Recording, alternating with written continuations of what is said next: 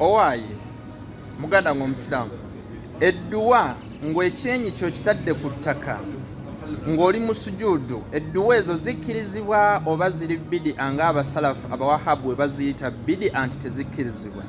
Obuzibu bwe tulina leero nti n'asomye yasaluna ayagala ayogera ekintu nga tekirina na bujulizi because ayagala TikTok following, nga tetunaba kweyongerayo. Abawahabu oba abasalafu basavinga interest ez'abazungu, mainly Britain, Israeli and all western countries ensi ez'abazungu. Research eno obanga wasomako ekitabo ekiyitibwa Confessions of a British Spy and British Enmity Against Islam, ojja kukizuula nti omusajja oyo gye kyogerako ekyo ekitabo ayitibwa Mr. Humphrey yatumwa abazungu okugenda okusoma obusiraamu.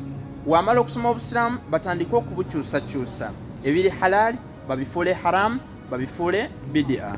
Allah abanga ayogera ku dua mu Suratul Ghafir aya ya 6 atugamba nti uduuni astajib lakum, munsabe mbeere nga mbaanukula, innal ladhina yastakbiruna an ibadati sayadkhuluna jahannama dakhirin, abeekulumbaza abalina takabburu ne batansaba ngenda bakasuka mu muliro.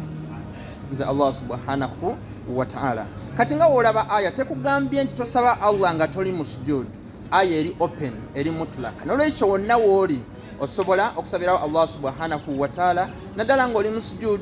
Lwaki okusaba Allah subhanahu wa ta'ala ng'ekyenyi kyo kitadde wansi mu sujud kikubirizibwa nnyo nanti kitusembeza kumpi ne Allah subhanahu wa ta'ala. Wasjud waqtarib. Suratul Alaq aya Suratul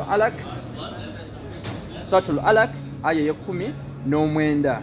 N'olwekyo nono Iblis Katonda bamugamba okuvunamira Nabi Adam alayhi salatu wassalam okubeera nga akakkanako owa Nabi Adam abeere nga amuwa ekitiibwa, we yagaana Katonda n'amukolima n'amugoba nga n'ogenda mu tooyi omukolima. Suratul Hijr aya 33 paka 36.